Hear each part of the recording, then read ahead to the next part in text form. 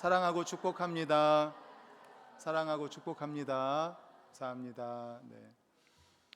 오늘은 그 본문 말씀을 가지고 이 때를 위함이 아닌지라는 제목의 말씀으로 함께 은혜를 나누고자 합니다. 우리 말씀의 제목 같이 읽겠습니다. 시작. 이 때를 위함이 아닌지. 이 때를 위함이 아닌지. 이 말씀이 왜 나오는지 이제 말씀을 듣다 보면 나오게 됩니다. 유다인 대학살의 허락을 이제 하만이 왕으로부터 받아냅니다. 그리고 조서 작성에 착수합니다. 유다인들에 대한 보복에 집념에 불타고 있던 하만, 이 하만은 왕궁의 서기관들을 불러 모아서 왕의 조서를 작성하기 시작을 합니다. 이 조서는 각 도의 문자로 또 각 민족의 방언으로 작성이 됩니다. 그리고 누구도 그 조서를 바꿀 수 없도록 왕의 어인, 도장을 찍게 됩니다. 모든 유다인을 죽이고 도륙하고 진멸하라는 대학살에 피비린내 나는 문서가 신속하고 용의 주도하게 또 효과적으로 작성된 것입니다. 거기에 대해서 학살의 음모자들은 잔인했습니다. 이 대학살의 조서가 관청에만 전달되도록 한 것이 아니라 수많은 초본을 찍어요. 초본을 만들어서 바사 제국의 모든 백성들이 알도록 백성들에게 다 공개를 한 거예요. 그만큼 유다인 학살에 대해서 철저하고 치밀했습니다. 그리고 아하수에로 왕의 조서는 바사 제국의 전 지역의 역졸들에 의해서 신속하게 전달이 됩니다.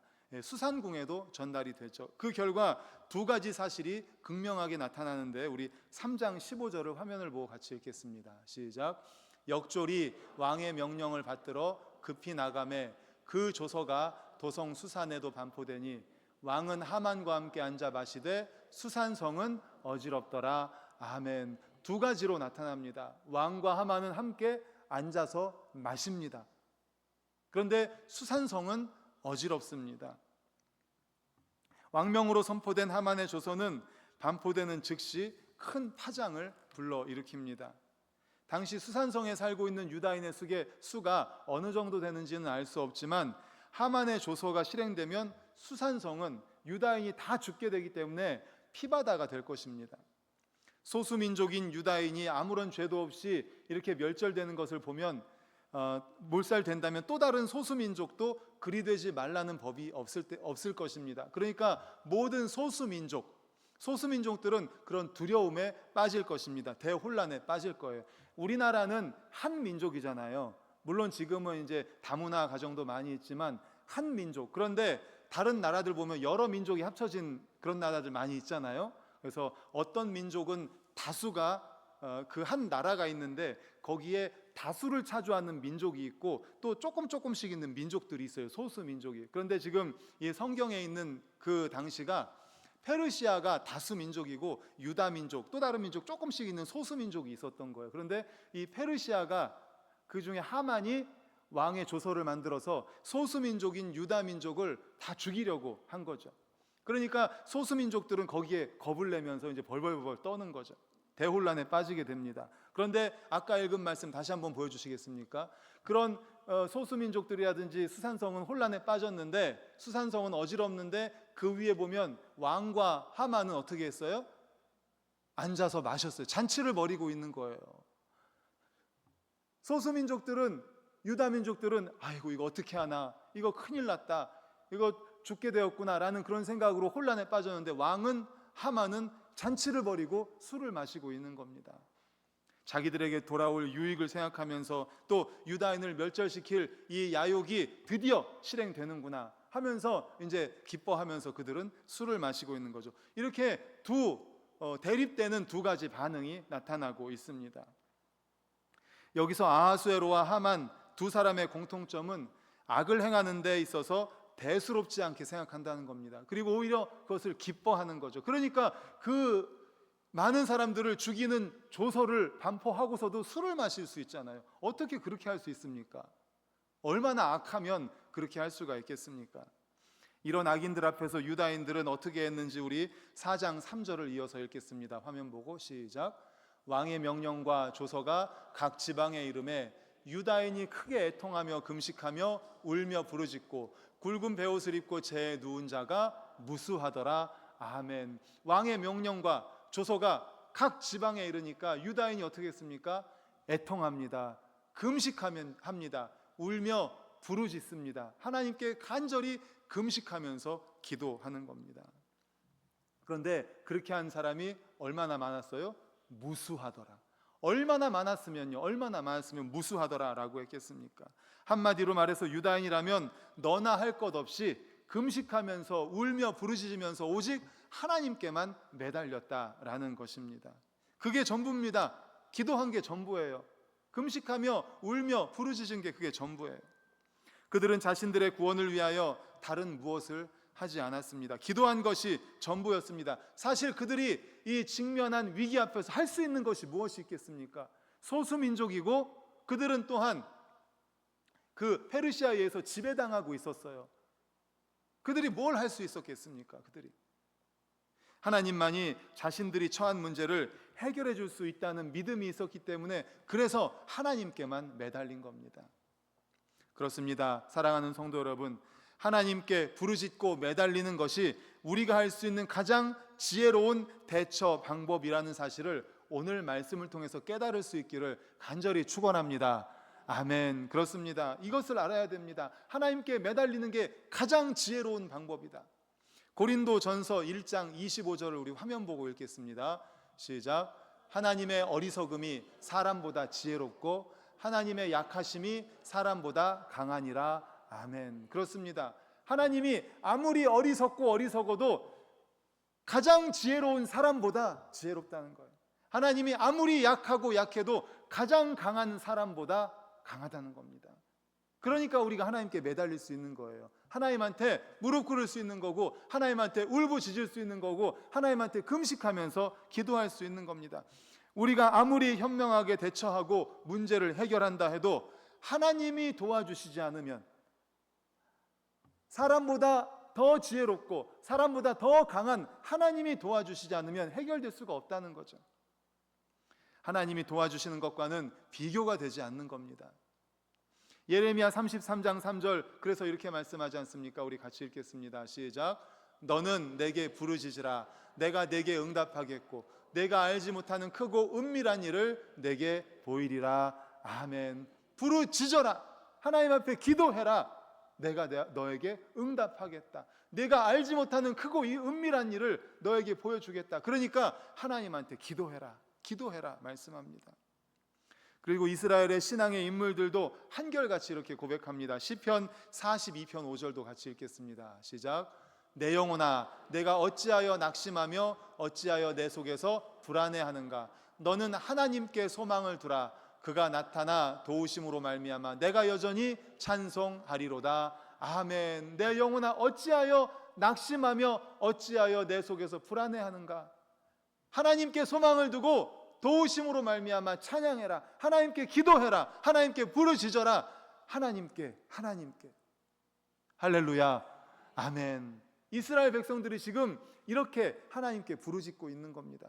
그들이 할 수 있는 것이 무엇이 있겠습니까? 그리고 그들이 할 수 있는 가장 지혜로운 방법, 그들이 할 수 있는 가장 훌륭한 대처 방법이 바로 기도하는 거예요. 하나님께 부르짖는 거예요. 금식하면서 여러 가지 방법으로 하나님께 나와서 부르짖는 거예요. 그 방법이 가장 지혜로운 대처 방법이라는 것을 이스라엘 백성들은 알았던 것입니다. 아하수에로의 조서 한 장에 모르드게를 비롯한 전 유대인이 베옷을 입고 죄를 뒤집어 쓰고 애통했다고 했습니다. 대단히 슬프고도 아픈 일이죠. 그들은 이런 엄청난 위기 앞에서 자신들의 나약함을 절감했을 것입니다. 소수민족으로 압제를 받으면서 그들이 무엇을 할 수가 있겠습니까? 그들이 무엇을 할 수가 있겠어요? 그들이 뭘 한들 그 페르시아 그 대단한 사람들 앞에서 무슨 효과가 있었겠습니까? 무슨 영향이 있었겠습니까?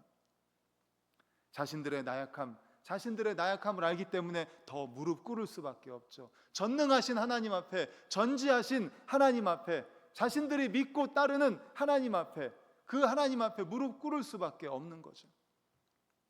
사랑하는 성도 여러분, 그러므로 어떤 위기의 상황 속에서도 당신의 백성을 보호하시며 선민의 역사를 영속시키시는 하나님을 그들은 더욱 의지했던 것입니다.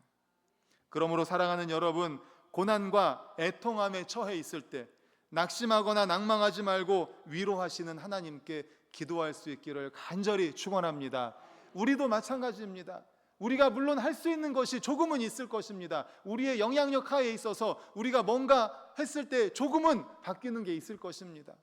하지만 전적인 하나님의 은혜, 정말 전지전능하신 하나님의 역사, 하나님의 기적과 능력 앞에서 우리의 것은 정말 빙산의 일각밖에 되지 않을 거예요.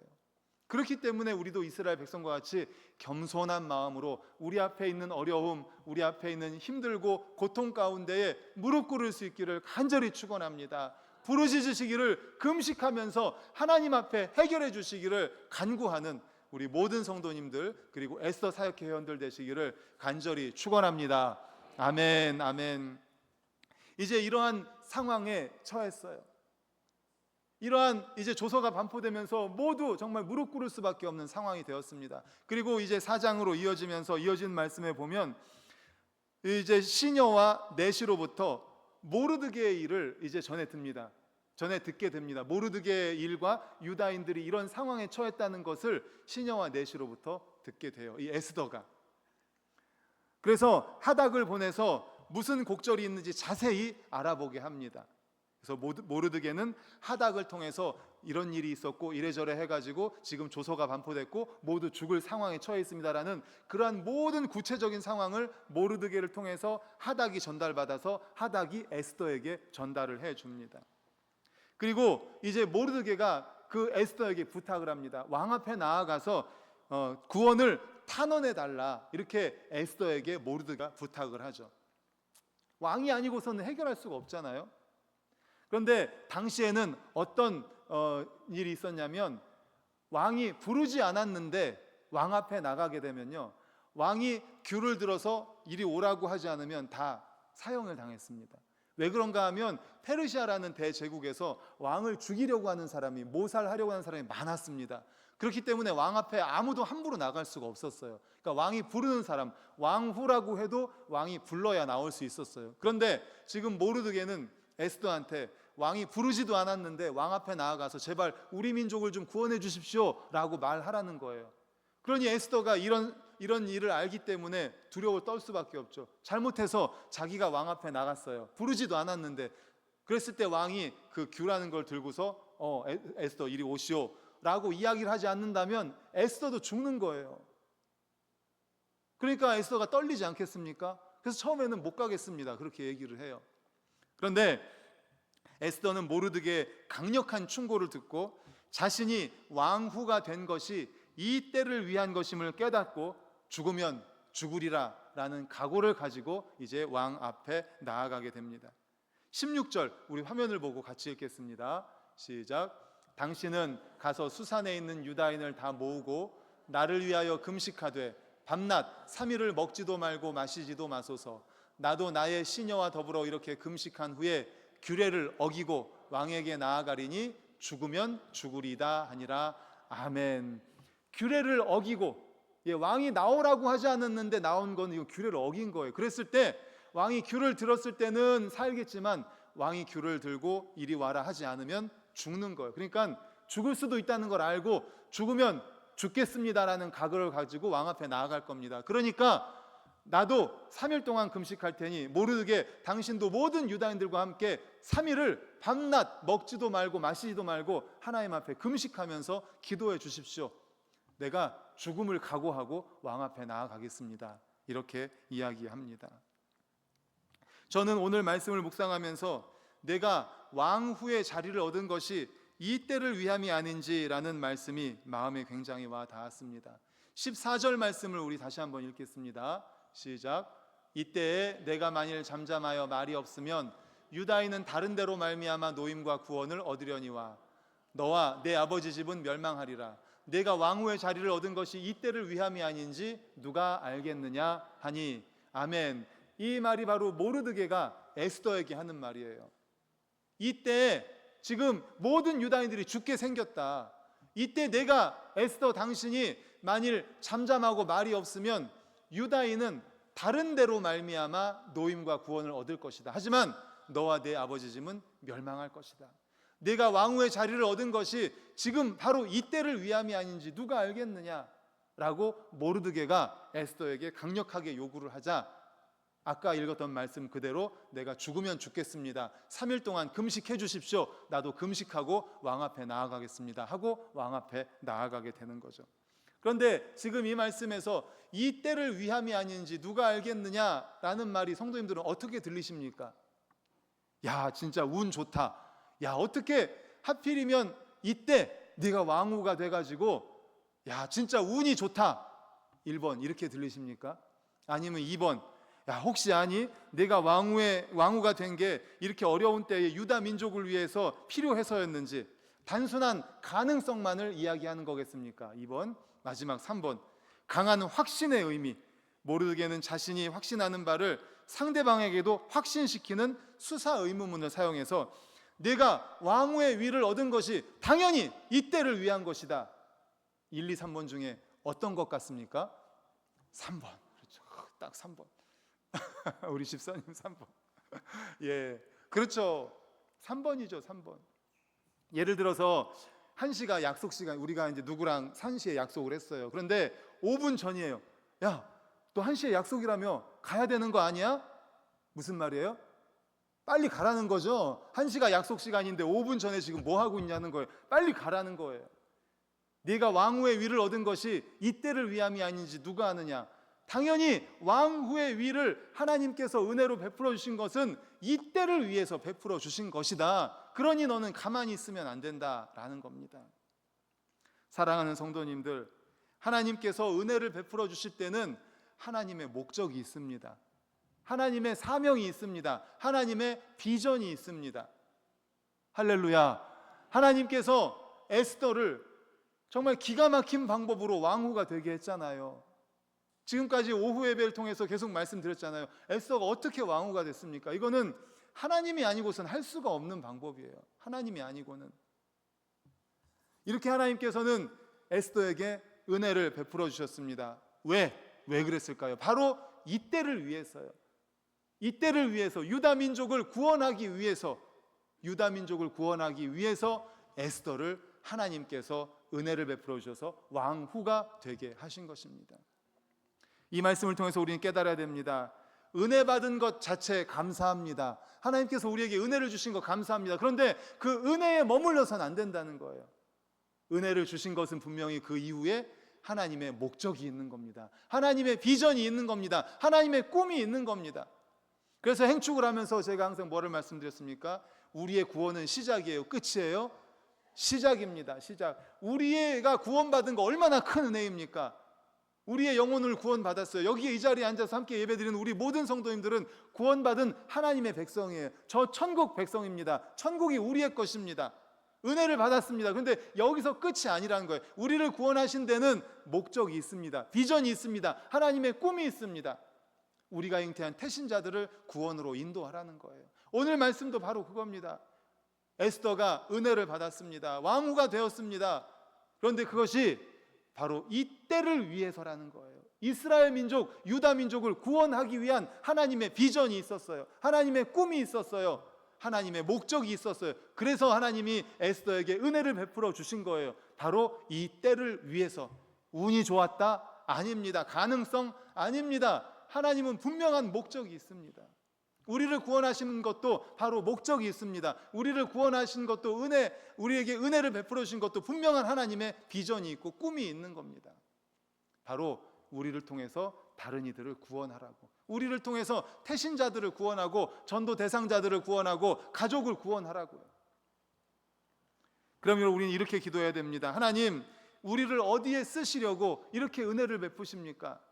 하나님, 비전이 무엇입니까? 하나님, 깨닫게 하옵소서. 그냥 은혜 받았으니 감사하면서 이 자리에 눌러 앉지 않게 하여 주시옵소서. 여기가 좋사오니 나만 은혜 받았으면 됐습니다. 나만 구원 받았으면 됐습니다. 나는 그냥 이 자리에 눌러 앉겠습니다. 이렇게 하지 않게 하옵소서. 사랑하는 성도님들, 우리에게 은혜를 주신 것은 바로 사명을 위해서라는 것을 기억하시기를 간절히 축원합니다. 이 때를 위함이 아닌지 누가 아느냐? 바로 이 때를 위해서 우리에게 은혜를 베푸셨고 우리를 구원하셨다는 사실을 기억하면서 바로 우리에게 주신 그 은혜를 그냥 가지고만 있지 마시고 그 은혜를 흘려 보냄으로 말미암아 사명 감당하고 하나님의 비전과 꿈을 이루어 드리는 우리 모든 성도님들 되시기를 간절히 축원합니다. 에스더 사역회 회원들 되시기를 간절히 축복합니다. 아멘. 우리 함께 찬양하고 기도하겠습니다. 가서 제자 삼으라 함께 찬양하겠습니다. 박수 치며 힘차게 찬양합니다.